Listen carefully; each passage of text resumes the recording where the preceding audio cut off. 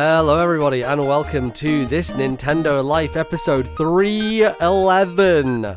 My name is NBZ and I am joined once again here at the very final embers of the year, slowly fading away, by Bally. Hi Bally, how's it going? Hi NBZ, you feeling festive? I'm getting there. There's no tree in this house yet, which there probably won't be because everybody's coming to Scotland this year. Okay. So I don't know if there's a point in the tree going up here. Your parents have their tree up? I don't know. I think they probably will have to. Usually they don't, I think, just because of pain. And I think the tree that we have in Scotland, I'm pretty sure is like a fake tree that we've had since I was maybe 11. So, yeah, I don't... That's the way to go. That's the way to go. We're big fake tree fans. You're a big fake tree. Are you going to have... Do you have a fake tree up at the moment, Bally? I remember being younger and my parents and we just had the most massive fake tree. And then once I went to uni, I noticed my parents downsized the fake tree to Oh, okay, interesting. Okay. This smaller one is a lot quicker to, get everything. I think that's one my parents currently have now in their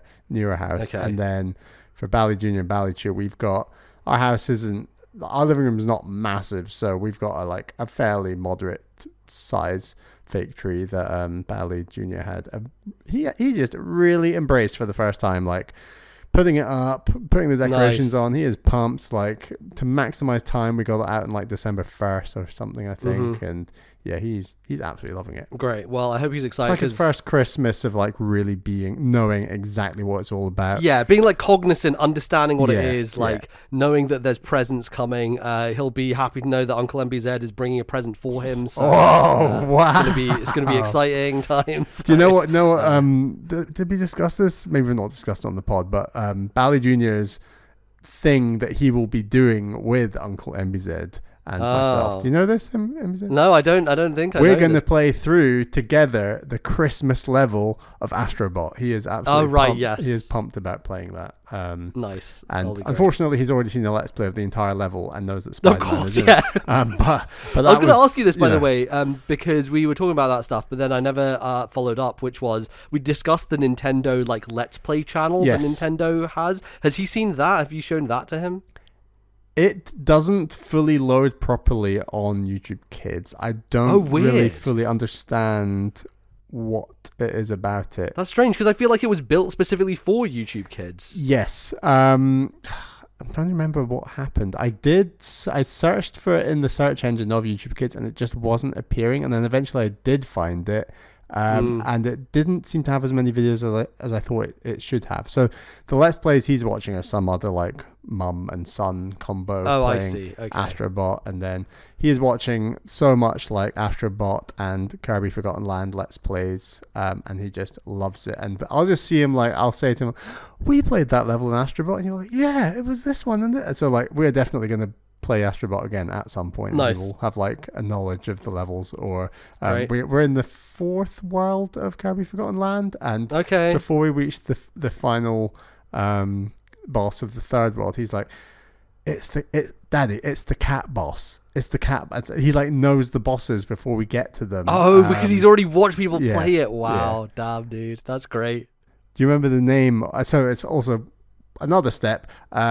Myself and my wife Caroline play the bosses because he's too scared to face the final bosses. He's fine on the mini bosses when you're through a level and you just have to start fighting them, but the final bosses he's like, "Mummy, Daddy, need you to do it." And what's funny about the boss of the 3rd world is that, do you remember the name of this boss or what it is? I don't. I barely remember much of Forgotten Land. I remember there's a gorilla boss at the beginning. Fair enough. I mean, I didn't remember. It's like a leopard cheetah thing with claws in a circus tent. Oh, I feel like that one's quite challenging. I seem to remember. It's not the simplest. It's the hardest so far. But the name of the boss is Cloraline.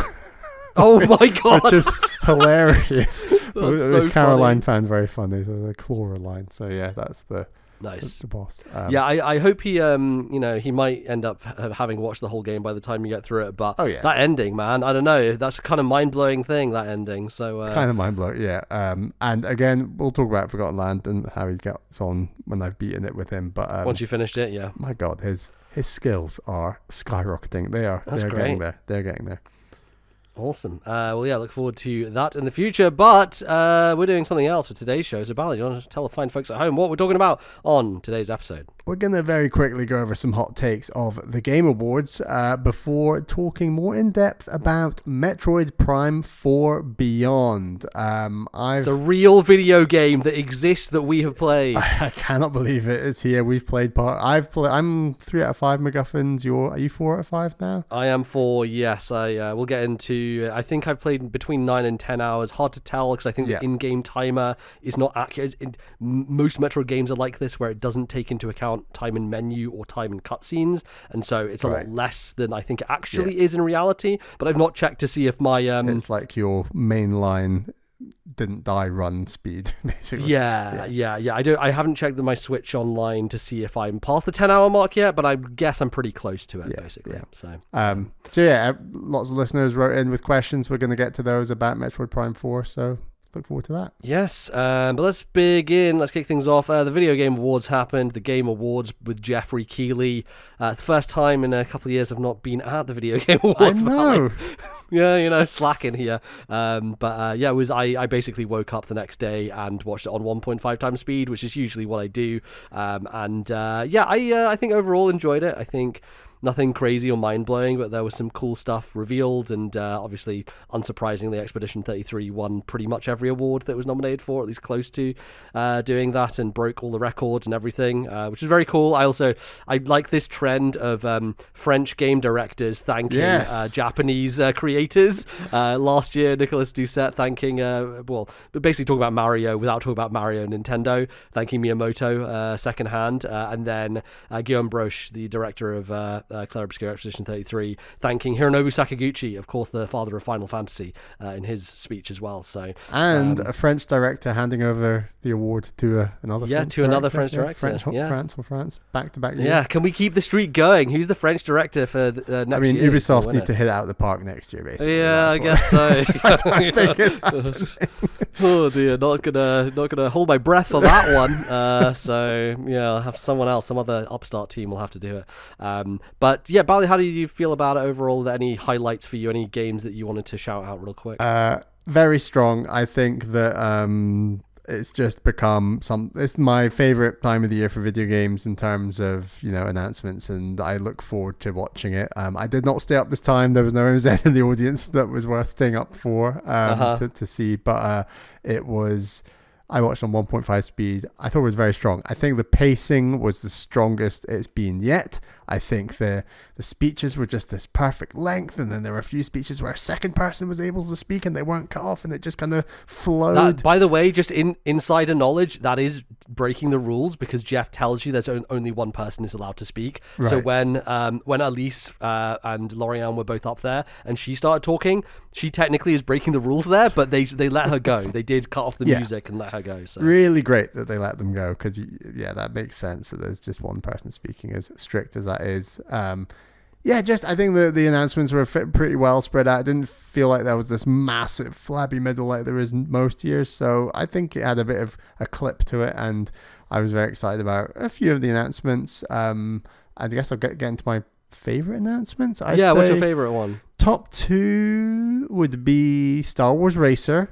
Galactic Racer, which isn't strictly purely pod racing, but might have pod racers in it, and definitely does have Sebulba in it. So I mean, look, they closed with Sebulba as a little tease there, so that is implying that pod racing exists here. But it was mostly other vehicles, which is interesting. Yes, and there was like an older looking Sebulba, which I think was very nice and appropriate, because it looks like this game might be set kind of just pre-episode 7, but I could be wrong. And then my other most anticipated game is probably that Badger game from Bradley the Badger from the guy who was at Ubisoft working on Mario plus Rabbids. Yes, Davide Soliani, who was kind of the director of the Mario and Rabbids series and left there recently after the second game shipped, and kind of started a new studio and is doing his own thing with this weird Badger platformer, I guess is what it is really, but has some really cool things going on with it. It's doing the idea of like video game references, a bit like the most recent Astrobot has been doing. So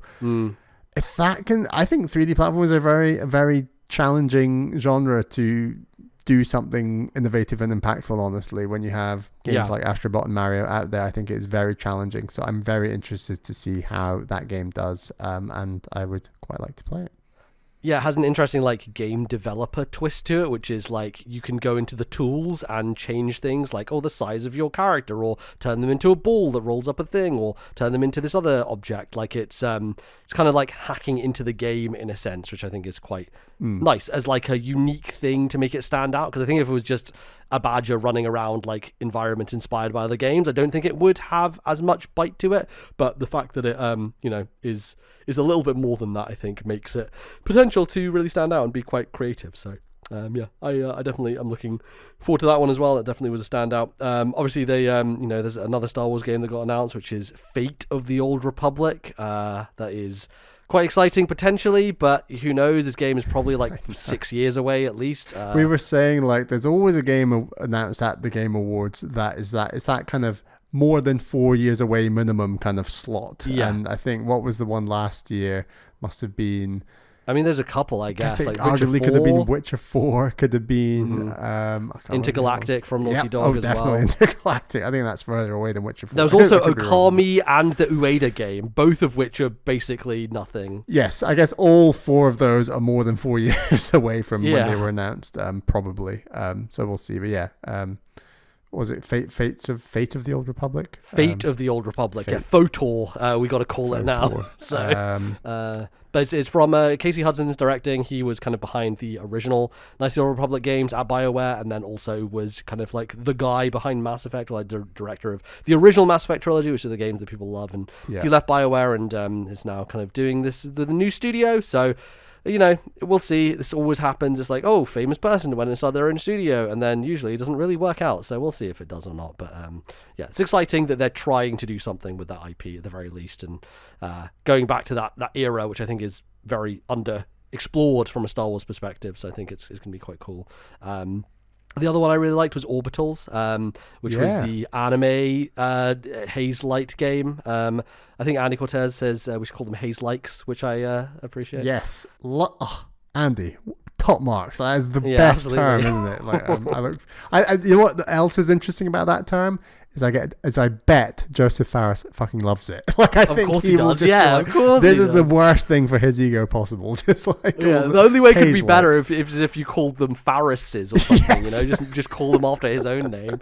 Then he'd love it. Orbital's one of 4 trailers that Kepler Interactive had at the show. They were all over this thing, which was kind of crazy. They are probably, I would say, one of the bigger independent publishers out there today. I would say in a lot of senses kind of the new Devolver, from a quality and just like amount of games that they get that look interesting and unique standpoint. So obviously they won all the awards with Expedition 33. They also had Rematch last year, or this year, still in 2025. So but that one looked very, very good, and interested to see how it works out. Has a very cool style to it. And then the other one for me, obviously, that was the most up my street was Toshihiro Nagoshi, who formerly was the head of RGG and worked on all the Yakuza games up until Yakuza 7. He left and he had a new studio under NetEase. NetEase basically gave him a bunch of money and were like, hey, go do what you want. You can do anything now. You're unshackled from the Yakuza series. Guess what he's doing? He's making a fucking Yakuza game, and it's called Gang of Dragon. It just looks like a Yakuza game. They even end it with like the fucking gate of Kabukicho. I'm like, all right, okay. He's just, he could do whatever he wants, and this man just goes and makes another Yakuza game, which I think is hilarious and honestly not surprising in any way. But it looks great. Looks very, very fun, and I'm obviously going to be playing that. So that was a real standout for me.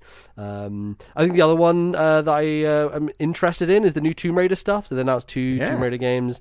One that's a remake of the first, and one that is a brand new one. Interesting, different style. Gone for a little bit more of a cartoonish aesthetic, which I think is quite nice and almost a bit more in line with like the original look of Tomb Raider, which I thought was quite cool. I'm curious to see how that goes, but that'll be a little while, I think, for the new one. But the it sounds like the remake is coming next year, which is exciting. Cool.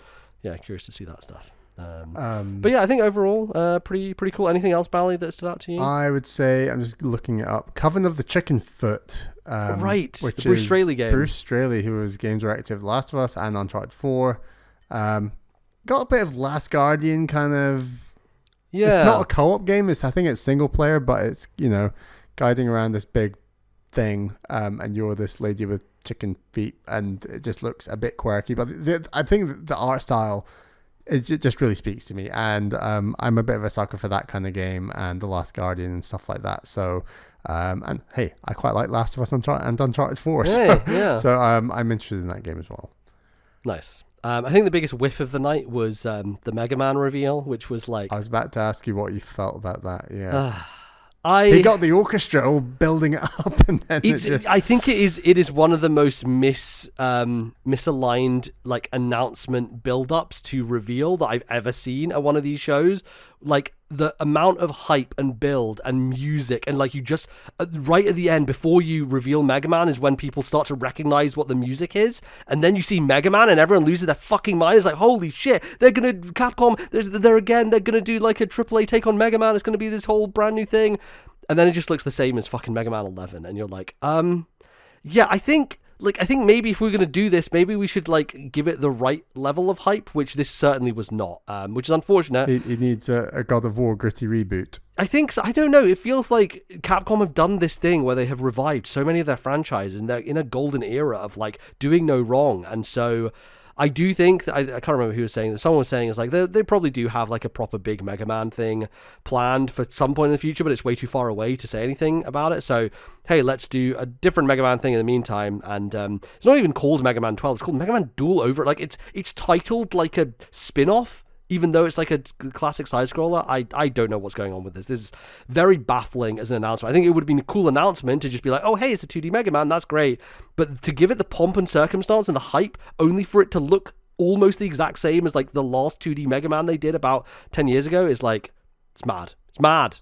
So anyway, I'm glad that they're making a new one, but for God's sake, someone did not think the PR correctly on that one, and whether it was Jeff or Capcom or whoever, very poorly put together, I would say, that announcement. So it's a shame, but anyway, I thought it was interesting listening to Jeff interviewed on Chris String's podcast. Yes, the Game Business. Yeah, Game Business.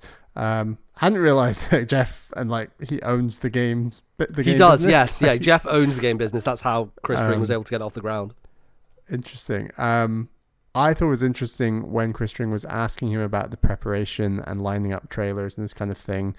And Jeff uses the phrase "we" when he talks about working on the trailers. So it sounds like when a slot is agreed, there might be certain aspects that Jeff can say, can we do this? Can we do that? And then I think that justifies why he's using the term "we" to describe we're getting these trailers ready. Because if it was just the company putting it in, I'm not overly convinced he would use the word "we." I don't know. That's just like something I noticed. Well, I think obviously the Game Awards entire kind of crew has to work with like Larian for that Divinity reveal and stuff like that, where all the actors are on there and they're getting lifted out of the sky and all that sort of stuff. Of course, right? Good point. And same with the Control stuff. Control Resonant got announced, and that was more weird, like people floating and guy in a box. Both of them had just wire work happening with silhouettes or with a red background being hauled up in the sky. Totally.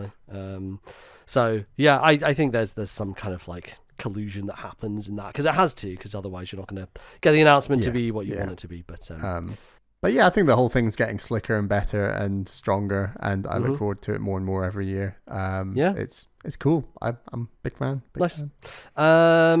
Well, there's one game that wasn't present for the Video Game Awards because it released too late to be considered, Bally. And that video game is from our friends at Nintendo. It's Metroid Prime 4 Beyond, a video game that we have been waiting for a long fucking time. It was first announced in the summer of 2017 during Nintendo's E3 press conference, or Nintendo Direct at that point in time, where it was merely a logo, merely a 4 with a spacey background behind it, and everyone lost their mind. They said it could never happen, it would never come back, and yet it did. Metro Prime 4 was announced at the time. People didn't know who was working on it until I think Bill Trinen gave some interviews and was like, oh, it's a new studio within Nintendo. Turned out it was actually Bandai Namco Singapore, who Nintendo have now acquired as a studio, which is very interesting. They've definitely worked on some internal projects for Nintendo, and they now own them, which is curious. but it didn't seem to go well because 2 years later, I believe in kind of the start of 2019, I think it was their February direct in 2019. I think it was Iwata appeared on. No, Iwata had passed away by that. Jesus, it was 2015, long time ago. It would have been. Who was it? I think it was Takahashi, I think, who appeared on stage and was like, hey, things aren't going very well, so we're going to reboot it, and it's going to retro now. So that was when basically development started, I would guess, on what actually became Metroid Prime 4. And so 6 years later, from that point in time, we are here, and we have played the video game called Metroid Prime 4. And I have no idea what Bally thinks about it, and I've not really given my opinions either. It has been interesting as a video game because it is not scored as highly as one might expect from a game in the Metroid Prime series franchise, generally speaking. I think it's currently sitting at 82 or something on OpenCritic and Metacritic, so slightly below expectations. But many people in the press talking about how, like, oh, it's kind of Ocarina of Time, a little bit Zelda, a little bit dungeony, which is curious, and I was kind of interested. I guess before we get into that, Bally, just context on where we're at with the Metroid Prime series. As we all know, I've loved Metroid Prime since the beginning, since day one. Ride or Die fan, the best video game ever. We all know we that. are both very late to the party. The history of the podcast, we all know that I've always loved it, and Bally is, been a fair weather fan. I picked up a GameCube at launch, and you were like a month or two behind me. Yeah. And it was only our friends, like my friend Charlie, who had Metroid Prime. I did not play Metroid Prime 1 until the podcast in 2014, I believe. Which is over 10 years ago at this point, so it's not recent by any means. But so I do need your thoughts on Metroid Prime in terms of like recency, because there's definitely aspects I'm forgetting. And then I played Metroid Prime 2, I think 1 or 2 years after that. And then I played the first 3, 4, maybe 5 hours of Metroid Prime 3. Right, this was the era where Bally tried to play Majora's Mask and failed, tried to play Prime 3 and failed. And then I think that was the year after is when you played Brothers at my house, and you're like, I'm out of my funk now. Now I'll play all the video games. I don't think those games linked to the... I don't know. It was like the whole Wii setup, and I don't know. My work was much more stressful at that point in time, but equally it was before I had 2 kids, so I don't know what was wrong with me. But anyway... that's my history of Metroid Prime. Yes. MBZ, you've played Prime 1 Remastered last year because I made you for Game Trade, and it just so happened that I decided on Metroid Prime 1 as a Game Trade game. I think Remastered hadn't even been announced. It hadn't been announced because I think you gave it to me. You gave it to me at the end of 2022. Or sorry, yes, you gave it to me at the start of 23. I played it at the very end of 23. Basically, at the start of 23, Remastered hadn't been announced yet, and then it was announced during that year, and you're like, oh, here you go, it's fate, it's decided that you're going to do it now. Because I already owned it on the Wii U Virtual Console through that ridiculous offer that they did, where they had the Prime Trilogy for $8.99 when it first went on the Wii U Virtual Console. So of course I bought that for $8.99 because that's stupid not to. I actually have all 3 of them through that. We've also forgotten that you played Metroid Prime before me because you played Metroid Prime 2 when you got it for free with your O&M subscription. Correct, yes. I picked up Pikmin 2, you picked up Metroid Prime 2, and you got stuck on the worm boss quite near the start, and you hated that game and said, I'm never going back to it, and that's where we're at with your Metroid Prime experience. Pretty much, yeah. So Prime 2 is interesting. Yes, I obviously... The reason... So that Nintendo, that O&M kind of like giveaway was like, choose between these 4 different games. And I was like, well, the one with the highest score. Because basically, after that offer came through, it was like a couple of issues before that, they had reviewed Prime 2. And Prime 2 got the highest score I'd ever seen in that magazine, which was 97. They got 97. I was like, this must be the best game ever made. It got 97. So that's why I got Metroid Prime 2. And I quickly discovered it was very scary because, of course, there's the other thing about the Prime games for us at the time, and even now, as scaredy boys, generally speaking. But like being a 12-year-old playing Metroid Prime 2, like it was fucking terrifying. It was like there's a dark world. It's like scary. It's quite a lot darker and scarier than the first game. Yeah, and like the music is so like unnerving as well. So I would never want to play it. And then when I did, I would die immediately because I was bad at it and I didn't really know what I was doing. And so yes, I very much bounced off Prime 2. And most of my Metro Prime opinions from that point were derivated from a point of frustration and fear of Metroid Prime at the end of the day. And so obviously, you know, when you picked it up for the show and played it on GameCube, I was like, all right, I don't know. I don't really trust what Bally says here, to be honest. But sure, I guess he likes Metroid Prime. Until obviously you made me play it.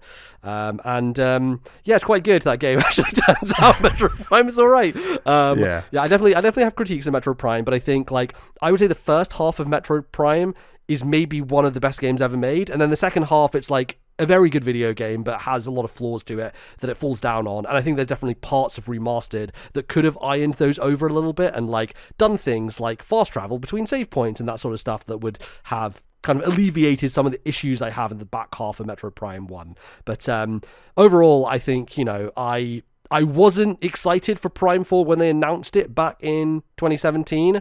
And now I was excited. Having played that, I was like, oh, okay, I am up for a new take on this game. What Nintendo are going to do with it? What Retro have done with it in the last 6 years? How much of that game is the game that Bandai Namco worked on in the first place? Did they completely scrap it? Did they start from the beginning? Would you be able to see that? And I'm interested in your thoughts on this, Bally, but I can very clearly, I think, see the way in which this game was fractured and was picked up from pieces and put together again. But let's get into it. Bally, what are your opening gambit thoughts on Metroid Prime 4 Beyond, a game we've been waiting 8 years for at this point? I think it's interesting that we're currently a week and 3 days since launch, and neither of us have beaten the game.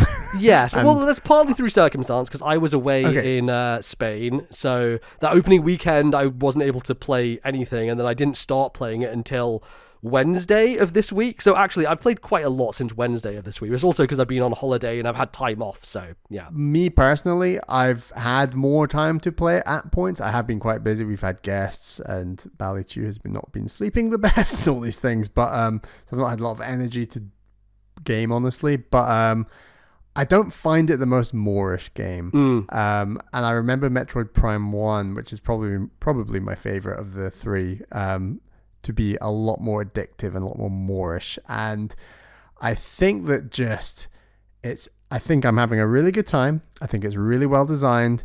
I think I'm 3 out of 5 MacGuffins in, and I think that they're even as far in as I am, the pace is just a little bit weird at points. But I think that I'm reserving my overall thoughts, because I have heard a couple of people say, well, how about that final 2 hours or whatever? And I'm thinking, oh, okay, we'll see. But at the moment, I think it's a very good game, and that's about all I can say, really. I think that I am kind of shocked by how retro it feels. I mean, like, old, not the game studio. Well, arguably both. But my point is that, like, the enemies in Metroid Prime move in a very specific way. They move in this way where they appear, they shoot at you a bit, and then they shift a bit, and then they shoot at you. And sometimes when you shoot a charge shot at them, they do a dodge. And, like, it's this very stuttered way that they move and roll. And you can see in the first 3 Prime games how these enemies move, and the way they move in Prime 4 is identical. Like, there's this engine for Metroid Prime that this game is clearly built in, and this game is so similar. Like, the sound design on the shooting, the morph ball, you can't move the camera when you're in morph ball mode. It's like, is that because it's literally the same game engine as the GameCube games where there's one analog stick? Like, right. That's why it feels like that. Well, I imagine they've built it on the bones of Metroid Prime Remastered, which inherently was kind of building on the bones of Metroid Prime 1, right? So, like, yeah, there's a way in which that is true, and the stuff that they built for Prime Remastered is then being repurposed here, which makes sense, right? Because you would do that if you're kind of building a sequel. But and I think the first Prime game especially is a maze within a maze to get to another maze. So like, you do a maze, and then it's part of a wider maze. You go through the wider maze, and then you get to a smaller maze, and that's how you kind of get from one pseudo dungeon to another. This game, obviously, you've got the big desert in between. I don't mind the desert. I quite like the bike. I think my issue is that it's the entrances and exits to the dungeons and areas that have they've got this kind of grandiose nature, and the grandiose nature of the exits and entrances, I think, really hurts the pace of this game, because 100%. I think what happens is you're getting on and off your bike, but you're not always getting on and off your bike at the actual entrance or the exit, and you're ending up walking across fairly vast spaces, and it almost feels a bit like wider Halo maps where you don't have a vehicle, but you're just kind of running along them, and you think, well, this feels a bit weird and spacious, but I guess I'm meant to be in a vehicle. And it kind of feels like that at points. It's like, just get me to because you don't, like Samus traditionally, Metroid Prime does not move very fast, and the enemies do not move very fast. Like, everyone's moving very slow by nature, right? Because the space is supposed to be contained and like designed in that way that you don't need to be fast, because it's not what the game demands of you. But a lot of these spaces, even without the bike, are just very large and take a long time to get across. So the actual like getting from A to B in the desert on the bike doesn't take long. I think the desert is an appropriate size. I like it. It's got a Hyrule pacing to it that I appreciate. But you are constantly you're picking up chips and going back to your central man, Miles McKenzie. I'll give my view on him in a second. That you go to one point and you have to go through the entrance, and then you get catapulted to the other point that in the Fury Green, where Miles McKenzie is, and then you swap your thing out, and then you go back, and there's no fast travel, and it's like, wow, and now I'm sounding like Joseph Anderson, yeah, Joseph Anderson. But like, when you're tallying up all the back and forth to Miles McKenzie and all these different dungeons, it's like, man, that must be 10 to 20% of my playtime right now. This is ridiculous. And I think it wouldn't be as egregious if the opening of the game didn't demand it of you so much, because what happens is, it's very interesting. I'll get into my overall thoughts after this, but you have this directive of like, oh, okay, you can go to these places. I was texting friend of the show, Matt Lorigan. I was like, oh, it's interesting. Can I like go anywhere? And he was like, nope. Pretty linear, actually. You do have to go where the game tells you. But I headed to the ice area first, got to a point where I was like, oh, I guess I can't go here, and then went left out, went to, I think, the fire area, got a thing, left there, went to Miles to get a thing, left there, went to the ice place to get, and it's like 4 or 5 times, and every time this fucking loading screen, and then, getting on a vehicle, getting off a vehicle. The loading screens, like Samus running down corridors, it's like, this is not 2002. Right. Like, this is insane. Yeah, and it's like, I get that this is a Switch 1 game, not a Switch 2 game. I guess we're playing a Switch 2 version of a Switch 1 game. Whatever. These loading times are insane. Like and yeah, I think that's my biggest issue with the game so far. The dungeons themselves are great. I think Miles McKenzie is fine. Yep. Like, I think there was so much hype about him.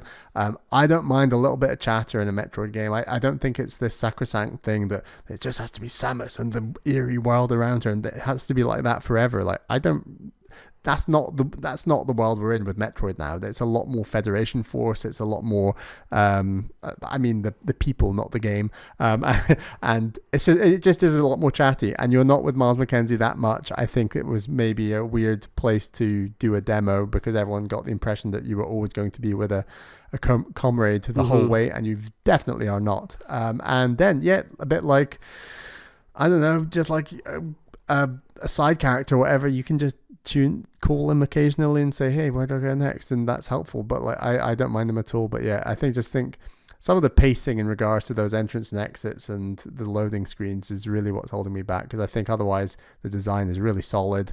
I don't think it's particularly innovative, but I think it's very solid, and I'm having a very good time. Cool. Sorry, that was a long rant. No, that's good. Those are my contained thoughts. Okay, so how do I feel about Metroid Prime 4?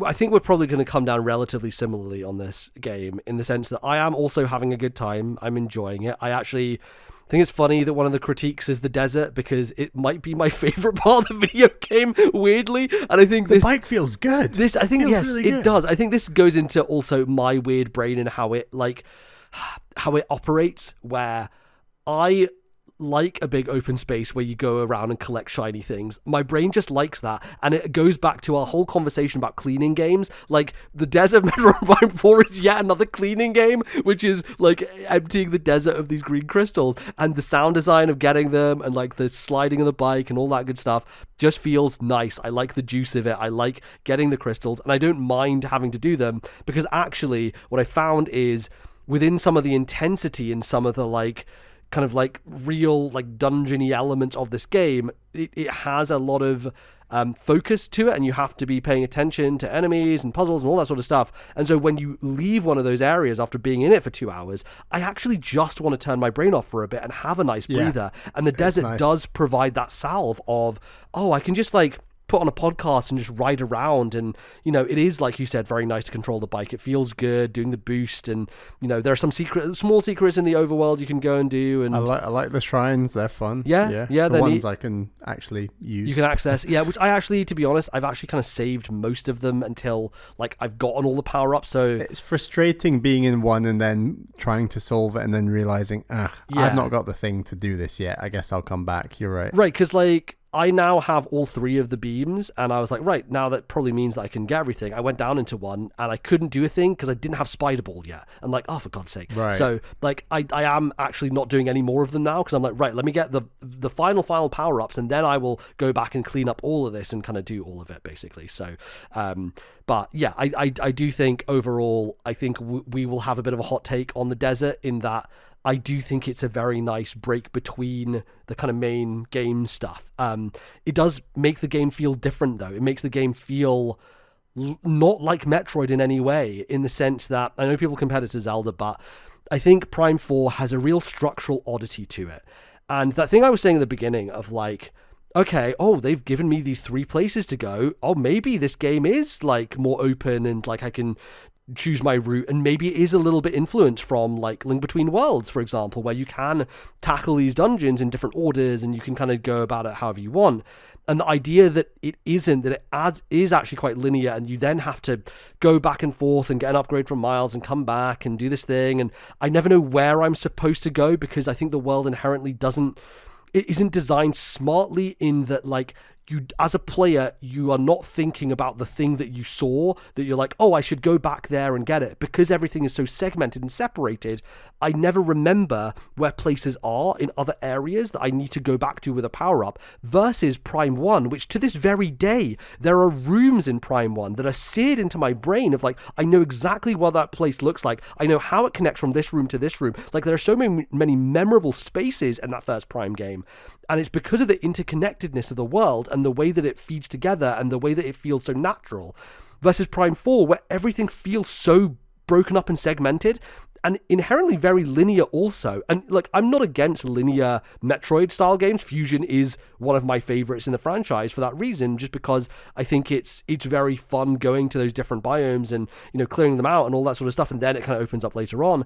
But I do think that with Prime, linearity doesn't feel right. It feels like as a world, you should get lost in it. You should be trying to make your way around and find like, oh, where did I go to? I need to double back to that place because I remember that, and I was at Infendrana Drifts, and that was the place I need to go back to. Like, you make this mental map in your brain of things you need to go back to. And I think because the lack of identity in these spaces and how generic they feel to some degree, of like fire area, ice area, you know, that sort of stuff, it doesn't have that sense of place.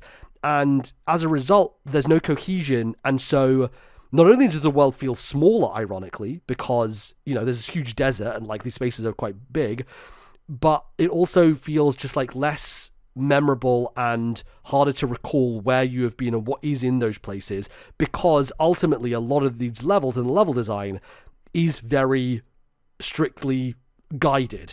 And a great example is the ice area, ice belt, which I believe you've done at this point, Bally, right? Yeah. So that ice area, you'll remember, you go find these TK codes, and they're like hidden in objects, and you scan objects and you get this code and you kind of like rotate it around. It's kind of cool, you know, you rotate these little pieces. That whole area is very eerie as well. It's very like alien, kind of like 100%. What's going to pop out at you, and yeah. And I think that atmosphere creepy. is very strong, but like, tell me anything about the level design of that place. And I don't think you can, because ultimately it is. And I was looking at a few of these maps, and I'm like, these maps are just like elevated down to like a small room area, then another elevator down to another set of small rooms, and then another elevator down to another set of small rooms. Like it is so guided, and there is no sense of that. You always talk about the web of the map of Metroid Prime and rotating it around and seeing where things connect and all this sort of stuff. And none of that exists here. It is so it is so built in a way that is not that original. I think those dungeons feel a lot like Wind Waker. I've talked about this before, where Wind Waker dungeons, sure, they go a little bit non-linear, but they always loop back to where you need to go, and you can play them in a very linear fashion. And I got the sense with that ice area, like, it loops a bit, and then you ultimately do come back through the system, but like it's all looping in a way that is like very just linear and comes back to where you need to be. Well, it's guided in that sense of like there's going to be a set piece of you escaping this ice area, and so they don't open up those little morph ball areas until you get to a point where the power is activated, and now you're like, oh, okay, and now I take these shortcuts through these morph ball areas, and I'm not actually making my way back up through my own memory of the place, but I'm actually making my way back up through a new route that has... In fact, those ways are now blocked off, Exactly, deliberately blocked, because the game wants you to take this, like...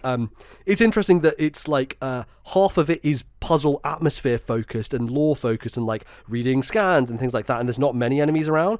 And then the back half is like, oh, you're just fighting enemies on the way. And I think that has frustrated me to some degree, the Vault Forge early on, where you're going down the Vault Forge, the second tower, I think it is, and it's just boss fights, it's just enemies back to back. And I was getting exhausted. I was like, oh my god, why is this enemies taking so many hits? Like, this doesn't feel very Metroid Prime. Like, I think they are throwing more enemies at you than the original game. I think overall it is balanced, generally speaking, and once I got the first beam upgrade from doing the green crystals, that definitely helped quite a bit. I don't think I've got that yet. I basically input my crystals and it says, thank you for donating. Right, because I don't think you have enough. If you go into the menu, you can see how many crystals you have. There's a little icon there, and it shows you how filled up it is. So when it's like filled up to the first tier, then you can go back there and you'll get an upgrade, basically, which will make your beam stronger, which I strongly recommend because it made like fights a lot less sluggish, I will say. Right.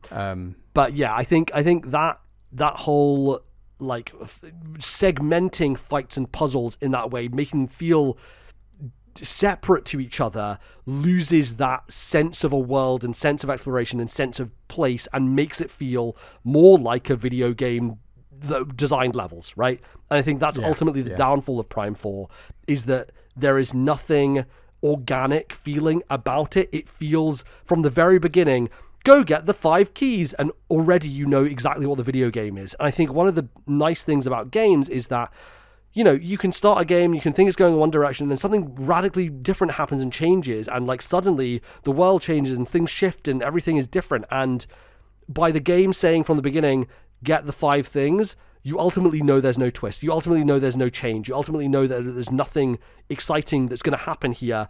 It's going to be a pretty well-trodden path, and you know exactly what is expected from you as a player, and that inherently is less exciting, I think, of like potential of what could happen. So I do think we should talk about the second dungeon, where I do think what's happening with you, MBZ, you were like, right, well, okay, but where do I get the bike? And I thought you were meaning like, well, you've got the bike, right, to finish the dungeon, but I don't think you'd realized it was a full dungeon. I was the same. Like, I was like, right, give me the bike, let's go in the desert. And I think it's it's kind of like got a Droid Factory episode 2 kind of feel about it, that it's just like, this is the bike factory. Like, that is a cool lore thing to have in this game, and it's actually the entire second dungeon. And then the ending of the dungeon before you fight the final boss, it's like these loops around a track, and it's basically it's the tutorial for the bike, essentially, of like how do you fight enemies in the overworld. Yeah, I was playing that thinking, what is this game? Like, what are we doing here? I mean, I enjoyed it. I think it's a cool way of getting the bike. I just thought it was very different and strange, and it was cool to do it as like a second dungeon. That was the least predictable thing. And then going to the lava area, going to the ice area, this is very predictable, but I think that second dungeon in particular was very surprising to me in a nice way. Yeah, and I think my favorite so far has been the ice one. I think I just liked it from a atmosphere perspective, and just some of the puzzles in there as well. I think there's some really good puzzle design in here, from like the Vault Forge, that area that one you've just been talking about. There's a spot where you have to get up somewhere, but you don't have the double jump yet, and you're like, how do I get up to this spot? And you're looking around, you're inside the factory, and bikes are being built and everything. And then you realize, oh, there's like a hologram of a tire on there. And so if you go into your morph ball and go there, the machine picks up your morph ball and lifts you up to the next area. Yeah. I was like, oh, that's really clever. There is some very smart puzzle design in here, but I don't think it is as frequent. I think part of that also comes down to the upgrades you're getting, which is, the whole thing about this game is the psychic powers, right? It's like Samus, now she shoots a psychic beam, and now she has a psychic lasso and all this sort of stuff, right? And okay, like you can call it that, but it's ultimately just putting fancy set dressing on something that has already existed throughout every Metroid game at the end of the day. Just fine. I think that's okay, just given the setting and what they're doing with the, the new creatures, the Lemurians or whatever they're called. And I mean, I never thought the story of the Prime trilogy was particularly strong, but this feels weaker. Yes, and what I mean by that is, correct me if I'm wrong, like, you do the opening gambit thing, the bit that feels like Halo, and you've got the space pirates coming, and then you see Psylux, and then you're just in this other world, and that's it. Well, no, so there's the artifact. The artifact is there, and then something happens to the artifact, and it pulses out, and I think suddenly everybody is there, basically. It feels almost Xenoblade X, let me say, as a point of comparison, where, like, suddenly all these races and creatures found themselves on this weird planet. How did we all get here? That type of thing. It feels like that, of like, oh, everyone got struck with this blast and somehow we ended up on this weird planet that's not on any star maps or anything. So yeah, I am intrigued how that comes together. Sure, and I am intrigued about, like, so what is the final boss of this game? How does this all link up? What's happening? So I am intrigued by that. I just know that I'm X number of MacGuffins away before finding that out, and that's a bit like, oh, okay, fine, whatever. Yeah, and I think it has made the scanning less interesting. Like, I found myself very invested in the scans and the lore in the first Prime game versus this one, where I'm like, oh, okay, these weird people, like, they use telepathy and stuff and doing experiments, blah blah blah. But have you been going into the minus menu to check out? I have been for the ones that are like the logs. I have been reading those. But I don't know, something about it. It just doesn't feel that grounded, and again, of like, oh, Samus, you're the chosen one for no good reason. Like, I think with the Chozo stuff, like, it makes a lot of sense because there's history and lore there built around Samus for that to be logical. But we're on this random planet, and suddenly she's like, oh, you're the chosen one. It's just, it feels a little out of step with what should be happening here, I guess. Is this the only Switch game I've ever played where the pause button is not the plus button and it's get on your bike? Yeah, it's very weird that plus feels bizarre. Yeah, it is strange. I haven't spent too much time in the menus, generally speaking. Like, I go there to check the how much green juice I have, as well as just looking at the map. Do that. Not done that once. It is a little odd. I think there's not much else that they need to show you there, I guess, which is why that they made that choice and they don't want to spread it out over the buttons. But I think, generally speaking, the game is, easy to control. From a control perspective, you use, I've been using the Pro Controller mainly, and, when you lock onto someone, you can use the second stick to kind of fine aim at specific points on an enemy. Oh, I've been doing motion to fine aim. You can do either. So I've kind of been swapping between the two depending on the context and how I feel at the time, basically. I don't think the motion to fine aim actually feels very good. I think a game like Splatoon feels a lot smoother. Right, because it doesn't activate immediately, you have to get a good amount of motion to kick it off to realize you're doing it, I think, is the issue there. But I think, generally speaking, it controls pretty... This was my biggest concern, having played it at Gamescom, was like, I played it with two Joy-Cons split, and I was like, I don't know if I like this because of the gyro stuff getting in the way, and same with, like, using the mouse controls. I was like, it's just not really working. I didn't know if it was the environment or whether those controls didn't quite work. And as soon as I got the Pro Controller in my hand, I was like, this is the way to play it. This is how it feels best to play. I will say, I played it a little bit in handheld mode.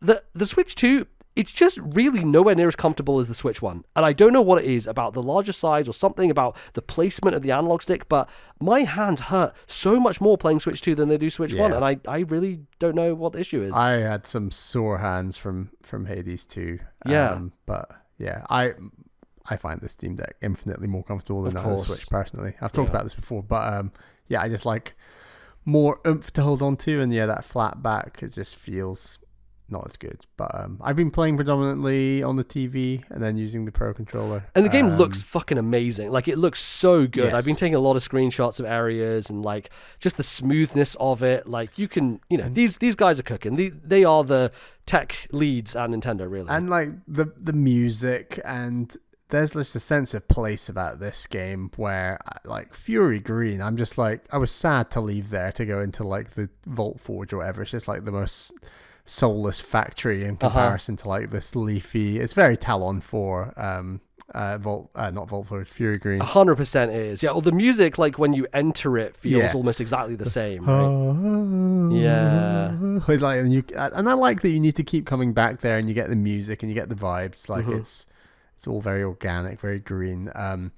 It's the detail on stuff like when you go into Morph Ball and you go through all these tunnels and you see stuff around in the world that they've just clearly designed and put a lot of thought into, especially in an area like Fury Green. It's like, oh, this is just singing to me right now. And I think the natural world and, like, leafiness and jungle and forest appeals to me a hell of a lot more than factories. And the ice area was okay, I guess, but I hope that there's more, like, I guess, organic matter later in the game and stuff. I don't know, but I like Fury Green so much more than the other two areas so far. Yeah, the fire area is cool. There's definitely, like, lots of stuff there that feels kind of a bit of a midway point, I guess. Like, there's partial factory vibes. Did you take your bike and drive up that main central part in the fire area? Yes, where they cut off the bridge. Yeah. Yes. Yeah. I think that's really that's there's a few cinematic bits like that I think are okay. This is Prime 4 and not 1. Like, it does. There's aspects that do feel a bit more modern and there's intrigue that I enjoyed. I think so, and I think it's we haven't talked about the characters much, and a lot of has been made about Miles McKenzie. I think like I said, I think Miles is okay. I don't think that he's too much trouble. I think the most annoying he gets is when I am chilling in the desert and just trying to get green crystals. He's like, hey, by the way, do you want to go over there? This is you should probably have a look around the map and go somewhere. And I'm like, I'm not. I'm just gonna get green crystals for a while. And then 5 minutes later, he's like, hey, open the map. And the game is like, press minus to open your map, and then it slowly, like, points you towards where you need to go. And I'm like, it's fine. It's okay. I'll just ignore it, and then I'll just keep getting my green crystals. And then when I'm ready, then I'll go and do it. But it's I think the game it does not trust the player at all, and I think that is a little sad from a Metroid standpoint. I think it's well intentioned in the sense that I think, from Nintendo's perspective, they're probably looking at the series and thinking, oh, this is hard to get into. This is a series that is very turn off for a lot of casual players. But I think in doing that, and not leaning into the strength and not leaning into, and not looking at the market of, like, how well Souls-likes are doing and things like that, and thinking from this perspective, this narrow perspective of, oh, if we just give people a bit of hints, maybe it will help, for people who want to buy it, because then they'll be like, oh, it's not actually that intimidating. I really don't think that's their benefit, because what it ultimately does is it makes your hardcore fan base, who are the people who are evangelizing Metro Prime 4, frustrated and annoyed at you, and ultimately not recommend it to those casual people, and so those casual people don't even hear about it in the first place, because your hardcore fan base are being turned off by it. So yeah, I think it's just, I get why it's in there, but I think it is ultimately hurting them in the long run in terms of making the series more widely appealing. Because in order to make something widely appealing, you have to appeal to a core of people first, who will then evangelize it for you. And if ultimately they are turned off, then they're not going to say anything to their friends about it. So yeah, I think it's not great, but it's trying to serve a purpose, and I see where they're coming from. My actual favorite character interaction so far have been the recent stuff I've done, which is, in the fire area, you find a couple of people together. I think that's where it works the best, because those people can actually talk to each other, as opposed to people trying to talk to Samus and her saying nothing in response, which is, it's a Nintendo thing. It's like the silent protagonist is very much like their wheelhouse. They don't really want to give too much character to their characters, quote unquote. But I do think there's a distinction here between what Dread does and what Prime 4 does, in that, at least in Dread, like, those cutscenes, Samus has, like, personality in the way that she stands and holds herself and, like, poses. And the brief moments where she does speak, and she speaks in Chozo, which is fucking cool. It's like the coolest moment of Dread is, like, when she has that conversation and replies in Chozo. I'm like, that is great work on Samus's character, while keeping her mostly silent but allowing for those moments. And the oddity here is people talk to Samus, asking her questions, and she doesn't say anything, and then they just keep talking, and it's like, it's just, it just doesn't work. And I think that part of the reason why people feel the awkwardness of the characters is less the characters themselves, because these characters have a lot of personality, right? Like the Armstrong, she's the trooper who's a fangirl of Samus. I've met her. She's actually quite good. Like, I think she works quite well as like, oh my god, it's Samus, and she's like, oh my god, do you think she'll give me an autograph? Like, talking to her buddy and things like that. And Samus just doesn't respond, and I feel like that is ultimately the thing that makes it feel off and weird, not the characters themselves, but Samus's lack of interaction with them, that just puts it a little bit on a back foot, and you're like, I don't know why this feels like this, So yeah, that stuff is not great, but I am warming to having characters there, and it is nice to like run around the area and have a little bit of chatter going on, and then they leave you for the moment, and they'll just be over the radio for the most part. For the most part, This game is very isolation-y. You're not talking to characters, and if you need to, which sometimes you do need to call someone and be like, actually, where the fuck do I go next? Because like I said, design of the world is not great at leading you by the hand, so it does feel like a crutch by necessity, because their game design is not strong enough to support the player knowing where to go next. So you do have to call up Miles on the radio to find out.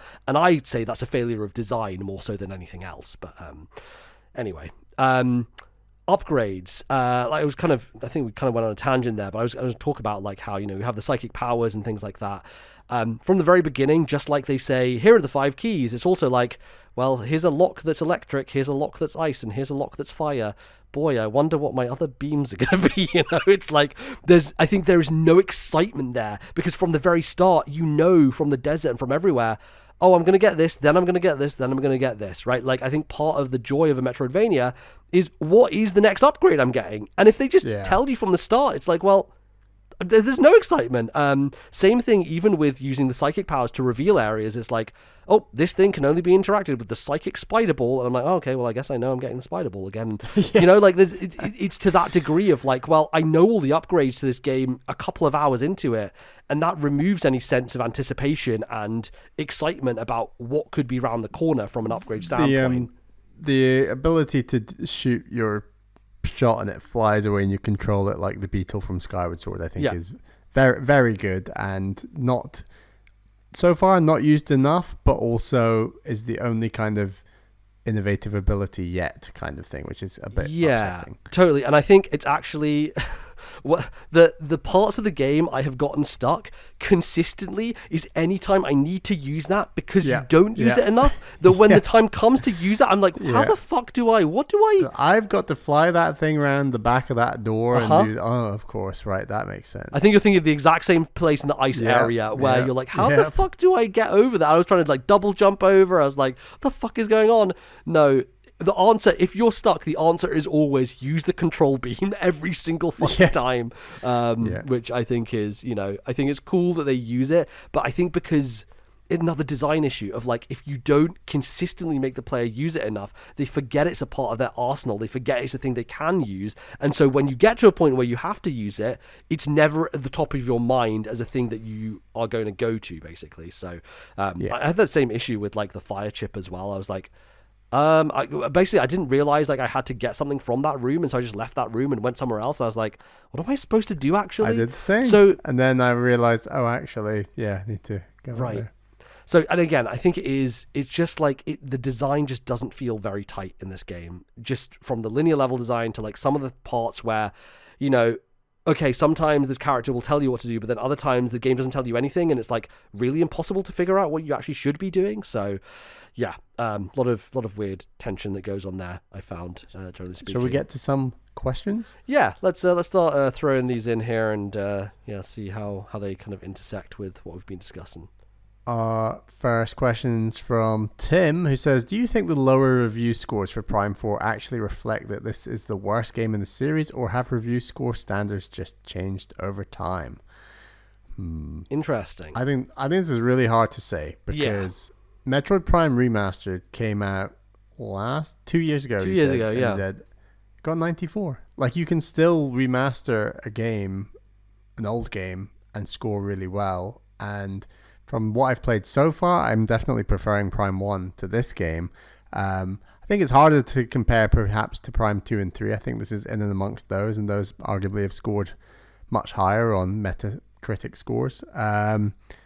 It is definitely harder to do something traditional and score highly, I would argue, in our kind of review sphere. And predominantly this game is doing very, very traditional things, and then mix.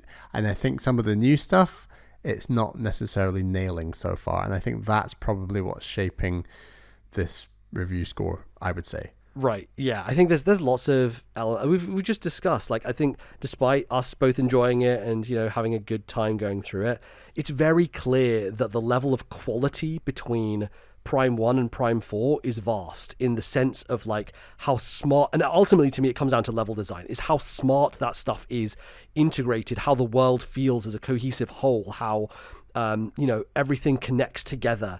And inherently this game can't do that because the structure is fractured and nowhere is fully connected, and that means you can't assess it in the same way from like a design perspective. And I think because people have certain expectations of what a Metroid game should be, there's also creating this kind of negative feedback cycle as well as I think majority of people out there who are not called me and Bally hate the desert and like the emptiness of it and all that sort of stuff, which again, I don't really, I like it. I think it's good, but I think that's a fringe opinion that we have versus everybody else, where that's going to drag the game down a lot for other people, right? You can also like break it down as to, in my opinion, what was the main reason Prime 1 did so well? And in my opinion, it is because it absolutely nails transitioning the feelings, the vibes, the pacing, the mechanics of Super Metroid into a 3D space. Mm-hmm. And I think what Metroid Prime 4 so far is forgetting is the pacing, the cadence, the feeling of Super Metroid, and as a result, Metroid Prime 1. And this game is so broken up that pacing, that feeling that I need to do a bit more, this links to that, like the ticking off in your brain, the dopamine, it's not there in the same way. And I'd argue even a game like Metroid Prime 2 has it more than this game. Like Metroid Prime 2 is closer to Super Metroid than this game by a mile. Yeah, and I think you made a really good point earlier of like, you don't find it very Moorish as a game. And let's go back to me playing Metroid Prime 1. Now I know I had a deadline, but I played that game like 8 hours straight in a day, right? Like I didn't put it down because I was so compelled by moving forward. I have had holiday for the last 5 days essentially, and I've not done that once, like I've played a couple of hours, I've taken a break, I've come back, I've watched some YouTube, watched some Critical Role, then I'm like, right, let's play some Prime, and play another couple hours, put it down again. Like I have not felt the desire, the need, and I think part of it, as I mentioned before, is surprise. It's like, well, I know I'm going to go to this area, and I know the thing I'm going to get is the Thunder Chip, and I've done 3 out of 5 MacGuffins. I have a very good idea in my mind what those next 2 MacGuffins will look like and feel like. I can even guess what the bosses might be. I can guess what I'm going. It's like I'm already most excited about what's happening beyond these 5 MacGuffins. Yes. Like, what is the ending? How much ending is there? Like, people say this game's out 16 and 17 hours long. Right. Like, I want to know what all that stuff is about. I'm excited to find more shrines in the desert because I don't know where and when or how I'm going to find them and what they unlock. That kind of, like, but the actual, here are the next 2 MacGuffins that I've been told about from the very start of this game, I'm a lot less excited about. And those are the things that I need to do to progress the main story. And that's just not, it doesn't feel right in a Metroid game. You've gotten used to it in a Zelda game. I mean, traditional Zelda. I don't think Breath of the Wild and Tears of the Kingdom have this issue as much, but even then, traditional Zelda games are like, who thought you were going to get the fucking Dominion Rod as an item? Like, there are things there that like do shake it up. So there's still surprise, even if you know the structure of the game. Yeah, totally. On bosses, real quick, I have enjoyed those so far. I do think that they, for the most part, follow a classic Retro Studios boss fight design, which I'm not the biggest fan of, as we have discussed many times on this show. But there are some in there that are more like pelt the enemy, as much as you can, and do as much damage in a short window type of thing. And Mega Man. Yeah, exactly. That style, which I do prefer. And I think overall, they've been quite fun. The one I just did in the fire area was more unexpected. I was like, oh, okay, this is kind of cool. So I really enjoyed that one. I think there's been some really cool ones so far, some nice spectacle. And yeah, generally speaking, I have thought they've been quite good and interesting and different. So that's another point in its favor, I think. And I think Metroid Prime is kind of known for some interesting approaches to boss fights and things they've done. So that is definitely cool a plus point for it. I agree. So, I agree. Shall we do the next question? Yeah, let's do it. Sully says, when/if do you think it is important to play every game in a series compared to just jumping in the newest release? Seeing interesting contrasting opinions between those who only played 1, those who played the whole trilogy, and those who jumped in with 4. It's questions like this that make me glad I'm not like an official reviewer, because I do think I would argue context for whether you've played the first 2 games or not is quite important in your review of Prime 4 if you're reviewing this game. Right, as long as you, I think, make that clear to people Yeah, at the beginning. I think you need to make that clear, because I think it's so hard to not compare games in a series, and as a result, it's so hard to not trying to go in with a clear mind when when a game's got the name Prime in it, your expectations automatically go through the roof because they've made some fantastic games. So like, it's really hard to not just say, oh, the other games don't matter, full stop. So I'd argue that from a reviewing perspective, it doesn't matter whether you've played them or not. I just think you need to make clear whether you have played them or not. Yeah. And then from a perspective of should you play them, reviewer or not, yeah, I think the other games are great, and you should play them for that reason. I don't think that should you start with Prime 4.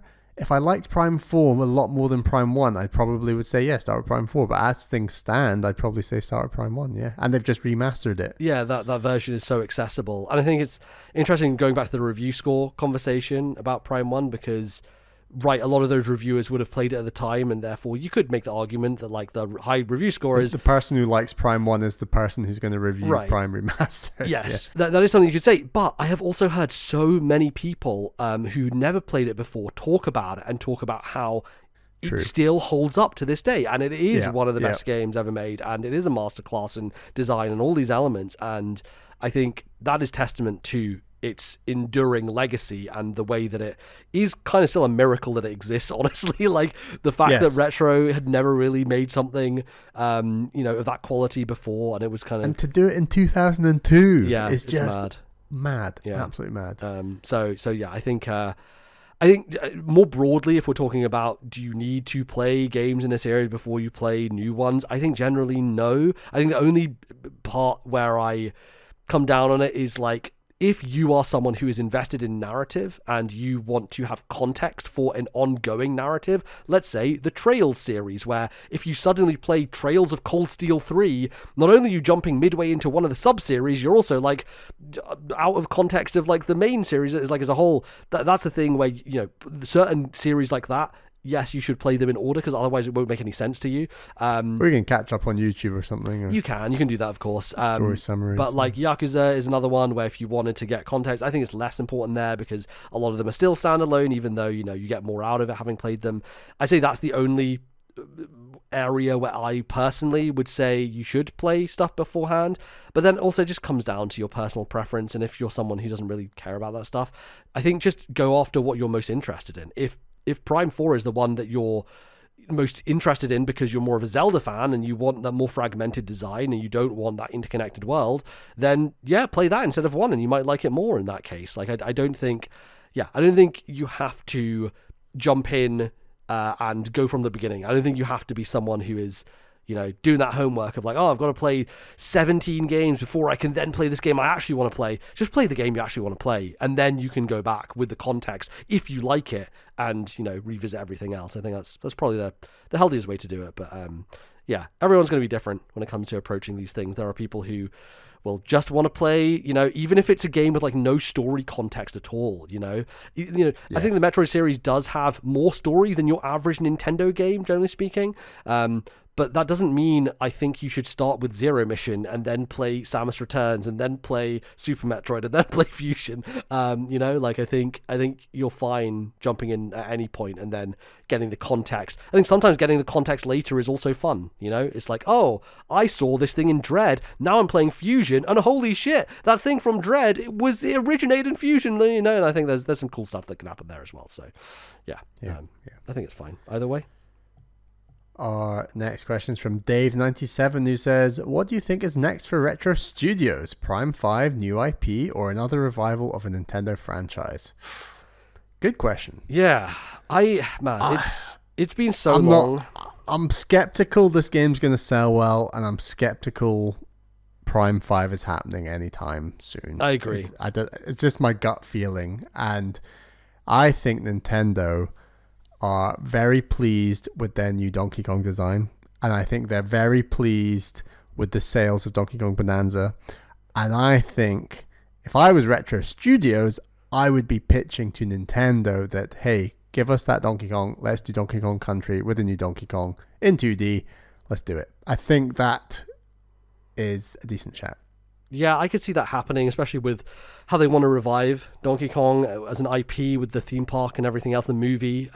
It makes sense in context. I wouldn't be surprised if they went back to Donkey Kong, but it also just makes me wonder, like, what is Retro Studios anymore? How many people there are still the people who worked on even those games? It's been such a long time. 2014 is when Tropical Freeze came out. It's 11 years ago. Like, people have moved on. People have probably left that studio, and like, I don't know, Prime 4 is such a weird, interesting game. Like, you can clearly see the bits and pieces that have been put together to make something that was started by one studio in Bandai Namco and then shifted over to Retro and then retrofitted, probably restarted multiple times. Like, I don't know, something about Prime 4 feels like it was actually made in 3 years and not 9 or however long, 8 years. Yeah. Because something about it just feels quite safe. Right? It feels like it's not really taking any bold steps with power-ups or with, areas or narrative. Like, nothing about it feels risky. It all feels quite by the numbers, despite the fact that it also is weird with the bike and everything. Like, there are elements here that you can feel them trying to take swings, but those swings don't really connect, and they feel half-hearted. They don't feel like they're really in it, and it feels like a studio that's made a game, that has been told that they have to make a game, that they're trying to just get over the line because, we got to just put it out there because we promised it so many years ago. And I hope that means that they are now freed from some shackles and can start fresh with something different and maybe put their own stamp on it and not have the baggage that Prime 4 kind of carried with it. Maybe give Prime 5 to like some other studio, or do they scrap the Prime idea and they just do something third person that's not Metroid's Other M? Right. Does Metroid just become 2D? I don't see that happening. I think that they will want to do something alternative with Metroid. Yeah. But yeah, I don't know. You look at Dread and it just seems like that game, I think, takes bolder swings. Like, it does. I think there's the Emmys, the difficulty. There's some really cool power-ups. The final boss, like the final secret suit. Like, talk about a game that doesn't hold your hand and is the best-selling game in the series. Like, the fact that I think it's quite baffling that they haven't learned from that. The idea that people loved Dread because of its challenge, because of what it presented to people, and people did recommend it, and that led to it becoming the best-selling Metroid game. Yeah. And yet here we are with Miles McKenzie telling us where to go, and it's just it feels so at odds with what they have been shown by what the series has done recently. It's like all the delays made the output even safer and more vanilla, and it's just kind of like, give it to a different studio, don't put them in these time deadlines and things, and make it as strong as all these other Nintendo games that they've been putting out. I think Nintendo's first party output is phenomenal, and like, there's no reason Metroid can't be Metroid 3D Metroid Prime can be in line with that. Yeah, for sure. And so far, fingers crossed, Prime 4 is not that. Yeah, I think it's just, the safety is just like in so many areas, but I think for me the most disappointing is just like the places you go to. It's like, okay, it's ice, it's fire, it's all this stuff we've seen before. Even Metro Prime 1 has more interesting, like, the mines you go, the phase on mines and stuff like that. There is Fendrana Drifts, but it feels more the core story of the phase on and the space pirates and them wanting to use it, and then the Metroids. Like, that's a really good story, and it unfolds really satisfyingly in Metroid Prime, like the way that you scan everything, and it reveals this gradually. Like, I think, and then it's like, oh my god, there's a sudden phase-on infected beast thing that's just bounced into the room and is now the sudden boss I'm fighting. I've not had that yet in Prime 4, and and I've not played Prime 3, but from what I recall, is like there's the city in the sky area. There's like these cool areas you go to that feel a bit more distinct as locations, and I think that's kind of what I was more looking for out of this game, which it doesn't quite deliver on. But anyway, it's kind of it's what they had in the end. Could they revive another Nintendo franchise? Yeah, I think it's a really interesting question, because they've kind of done it twice, right, with Metroid and with Donkey Kong. And is there one that fits their sensibilities, that makes sense? You know, is there a game that they could work with Nintendo on to bring back in some form? I mean, I think the game that everyone wants to have some kind of weird reboot that would make the most sense for a Western studio to tackle is F-Zero. Do the GTA F-Zero, you know? I thought you were going to say Star Fox.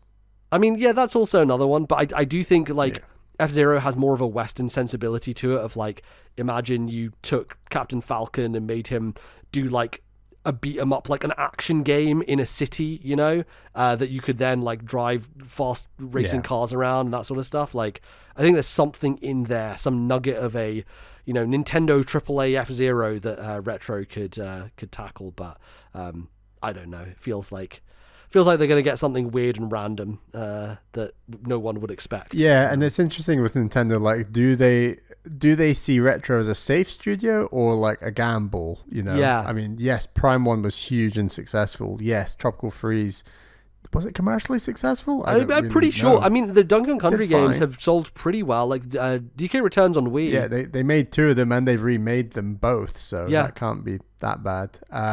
But then you think about Bonanza, and like they're putting part of the Odyssey team on that. Like, that means like they want to revive something with one of their best teams. Like, I feel like that happens less often, arguably. I think so. Know, but yeah, interesting. Yeah.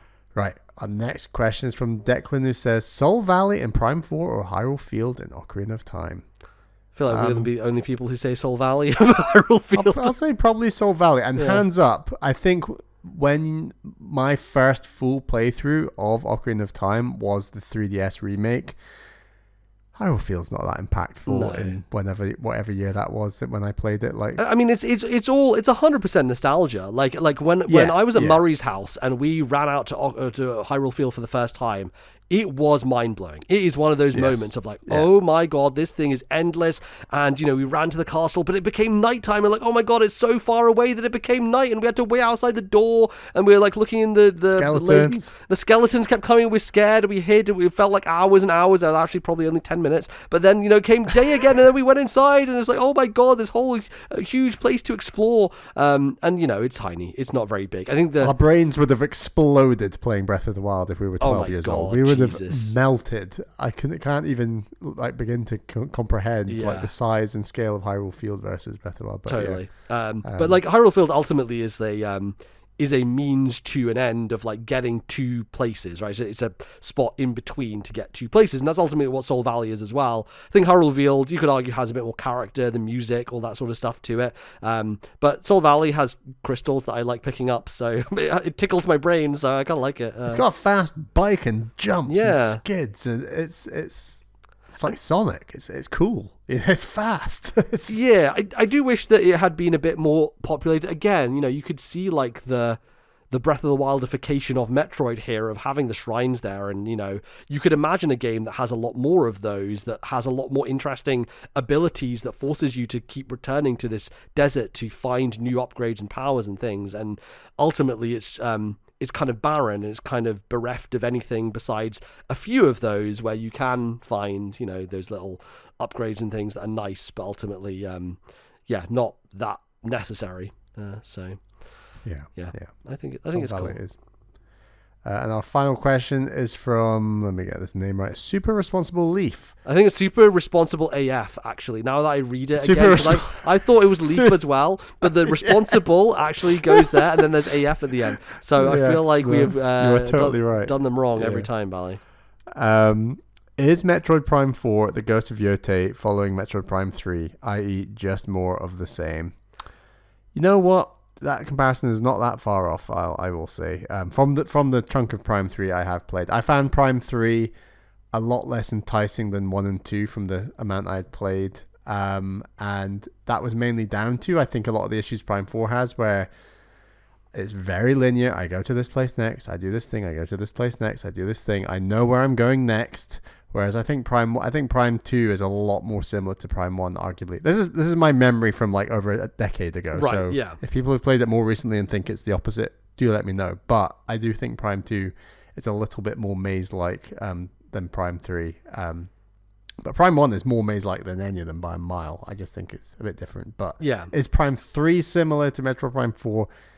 Yeah, I think Prime 3 is like 4 without the desert to some degree. It feels like Prime 3 is 4 but more interesting from like what I know of it in terms of the areas you go to and like some of the stuff that happens. Like it feels like they actually did it better in Prime 3 than they have in my Prime 4. The plot had a better cadence, definitely. But the sense of mystery, I think, was also lacking a bit with Prime 3, from what I had played. Yeah.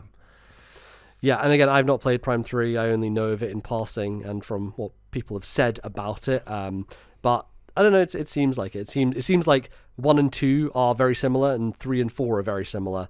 And maybe we need a Metro Prime 5 to bring us a new mold of something different.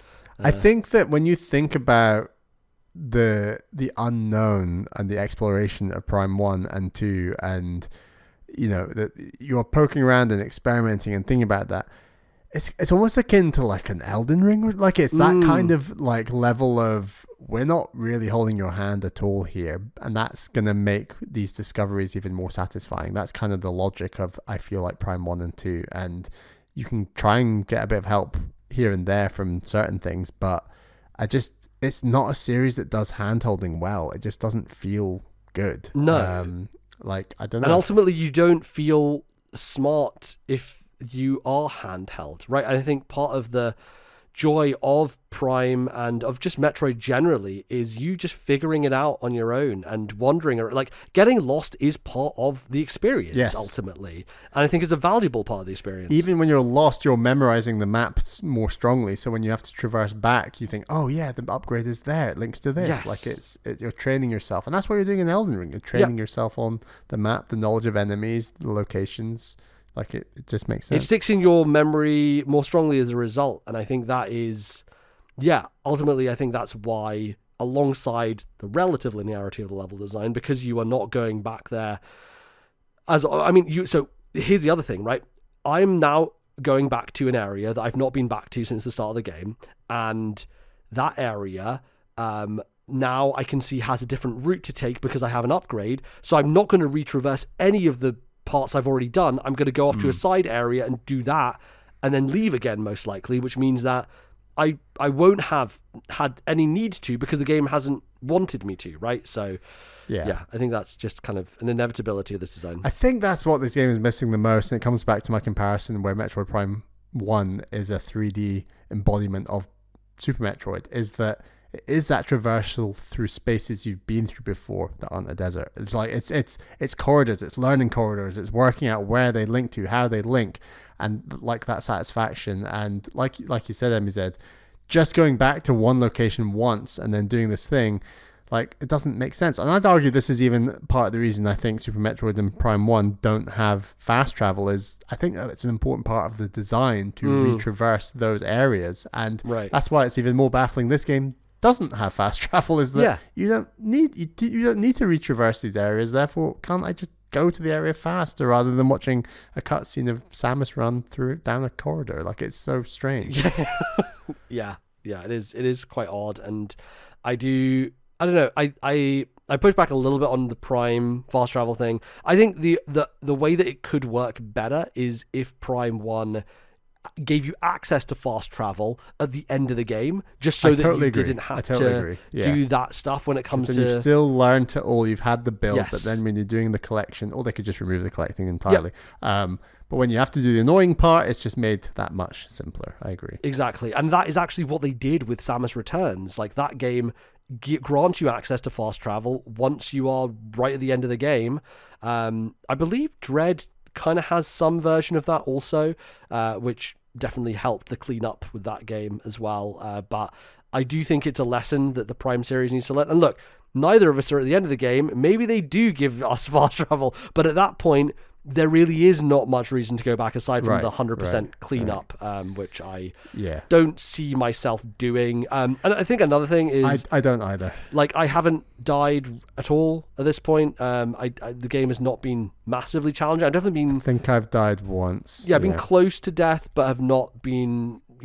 taken down. I think part of it is the game is quite forgiving in terms of in boss fights, they will often give you stuff to heal yourself mid boss fight. That's a Metroid Prime trope, is that like you can always kill something along the way that'll give you a bit of health to just keep hanging in. Right. It's like, oh, let's toss these balls at you, but when you break the balls, things will be inside them, so you can heal yourself mid fight, which I think is nice, and I think it lessens any kind of frustration, because I think Metroid Prime bosses are also quite spongy. They tend to take a lot of hits, and it's almost a test of endurance to some degree, of like learning the move and making sure that you aren't taking too many hits, and if you do, then you can kind of hopefully recover them. But utilizing your missiles the best way. Which is interesting, because I found this is another thing, right? I think one of the things that Prime 1 can get a little bit annoying, but I totally understand why it's there, is like enemies at the end of the game have almost lock and key design to their battles, where electric one's going to be hurt by a certain type of beam, like there's certain beams you have to use on enemies in order to take them down. In this game, there's none of that, and so you just kind of use the one that's most efficient, and so far the ice beam freezes enemies, so why wouldn't I use that every single time? And that's what I've been doing, is I have the electric and the fire. I don't see any reason to use either of them, because the freeze one just freezes them, and then they can't do anything while I just shoot them. Then I freeze them again, and they're just stuck frozen. So, like, again, from like a beam perspective, like something that you should consider from a combat point of view of like, well, what's gonna balance be here? Like, why is the player deciding between missiles and between these beams and the separate shot ammo, which I found interesting. There's a distinction between shot ammo and missile ammo as separate upgrades in this game. And like, I don't know, the answer is the ice beam is the best. I'm just going to use that the whole game, and it feels a little broken in that way, it's odd. I think that is it just feels like another piece of the design just wasn't fully thought through, and it lends more credence to the theory that this game actually was made in 3 years and was restarted like multiple times, just because it was made in 3 years back in 2012. Sure, yeah. That's exactly what happened. But yeah, I think that is the frustration in like the world exploration side of it, is that okay, the beams are elemental, yet they don't have any elemental need to be used aside from like light puzzle solving where you freeze a flame thing and then you crack it with a missile. Otherwise, they are just literal keys, locks for keys, keys for locks, basically, of like, I have the electric beam, now I can open this door.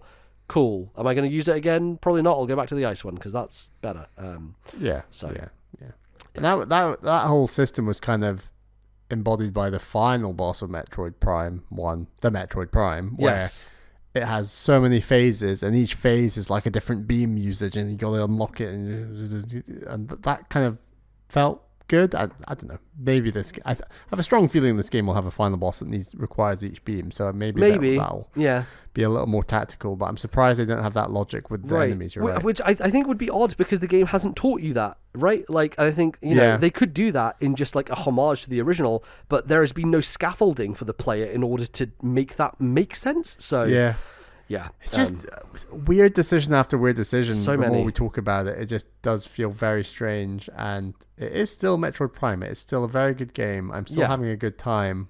I'm just not feeling the excitement. I do think the moment to moment, if you don't think about the level design too much, and you don't think about like the weird structural elements of it, when you're inside one of those areas and you are making your way between rooms and scanning stuff and fighting enemies and doing puzzles, it still feels good. It still feels good. It still feels like Metroid Prime. It still feels like something still satisfying, that is enjoyable and fun to figure out and unique, and not really like much else in the games industry. I think that's, despite all these qualms and issues, I do think there's a unique thing that Metroid brings that not many other series do, ultimately. And it does remind me just how unique Metroid Prime is. And I think this is the first Metroid Prime I've played since playing all the Halo games, and yeah, they're very different and similar in some ways, but yeah, this makes me remember, oh yeah, Metroid, especially playing that Fury Greens area, just like this whole thing is so unique, and I do love it. And I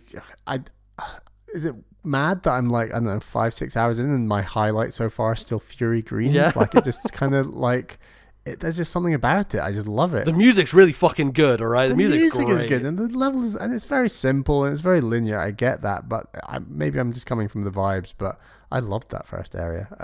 Miles McKenzie or not, but yeah. You know what? I like Miles McKenzie. He's all right. That lad. He's fine. He's fine. I think people need to chill. Yeah, people need to chill. It's not too bad.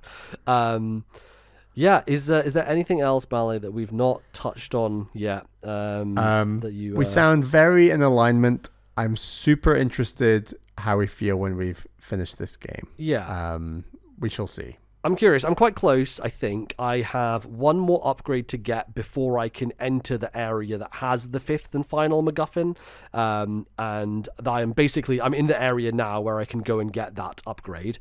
Once I have that, I'll probably go and clean up the desert a little bit. Then I'll go do that final area, and then I have no idea what's after that, basically. So, interested to see how much there is after that, or if it is actually like, that's kind of it, and then you do like a final sequence, and that's the end of the game.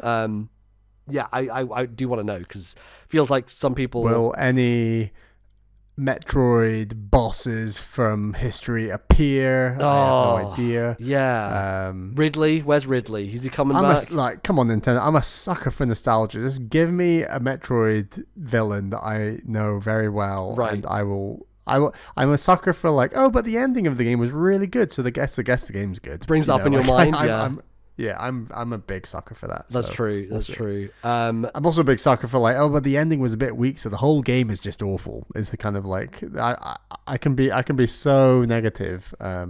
And I feel like our conversation's been quite negative, and I am having a good time. I do need to say that. Right. I think this is the weird part about it, because I think ultimately the game is good. Expectation. It is 100% about expectation, 100% about what we have brought to it, the baggage you bring to it, and ultimately just some of the decisions that were made. And I think, honestly, I think this game is just fascinating to talk about and discuss, because there are so many elements to it that feel strange decisions, but like what you have to think about, like why. And I think it's one of those games where uniquely you kind of need the context of the development around it in order to make sense of why it's turned out the way it has, right? Like the story of it being passed from developer to developer, having this insanely long period of development, and ultimately coming out the door with something that feels weirdly safe, with some strange risks being tried to be taken but ultimately not landing.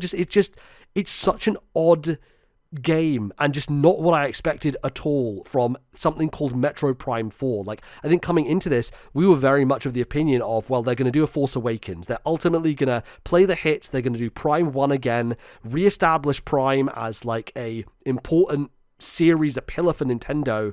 And I think ultimately what they've put out is a thing they had to by obligation, and might be the thing that kills the franchise. So like, it's just a weird... The Rise of Skywalker.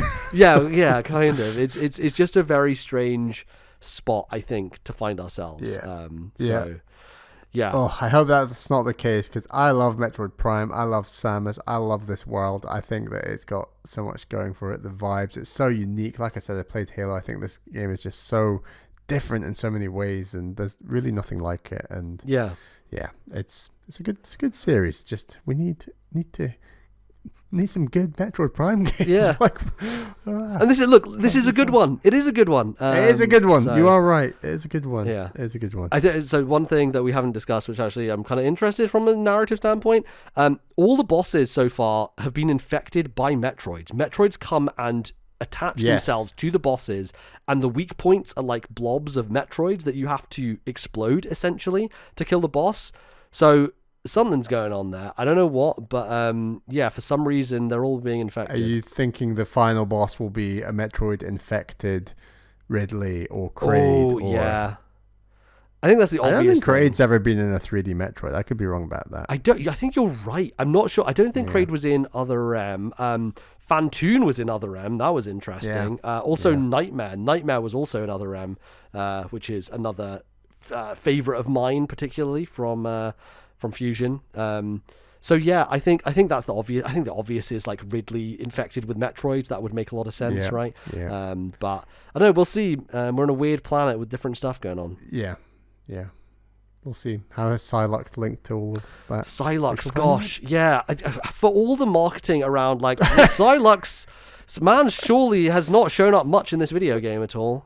So, yeah, I don't know. Psylocke for Smash. Right, yeah, it's just such a memorable character. I do not get the Psylocke obsession. I don't understand it. I think he's fine from a design standpoint as a character, and I don't really think he has much going on, but some reason he's the guy here. He's the one who's, being lent on for being the villain. So yeah, maybe it is as boring as it's Psylocke with Metroid on his head or something. I don't know. Like I could see that being the case. That would be honestly a fitting end to like a lot of what has been happening within Prime 4 so far. So yeah, I wouldn't be too surprised. We shall see. Yeah. But I think that's probably going to do us. I think, we'll obviously discuss it next time, because next time is going to be our Game of the Year show for the end of the year. So we'll be discussing it alongside all the other video games. We've not actually checked in with you, Bally, since you played 45 hours of Hades 2. I think the last time I was... played a lot of Hades 2. Yeah, we're 7 or 8 hours last time you talked about it on the show. So we'll dive into that. I'll have a lot to say about that game. Oh, good. In the next episode. Yeah. So yeah, we'll both finish Prime 4 before then, and we can discuss it.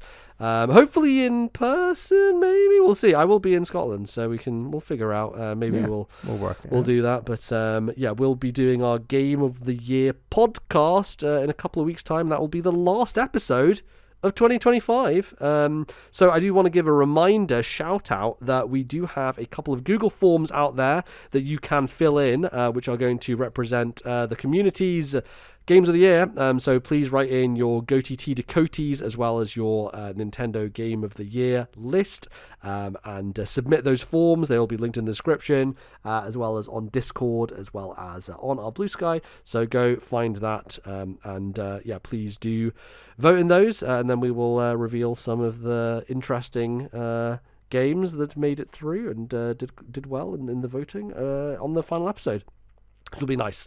You still have a couple of weeks to do that. So yeah, feel free to finish off the last games you're trying to finish before the end of the year, before submitting that. And I think like cut off for that, I'm going to say probably around like, I don't know, the 26th of December or something along those lines.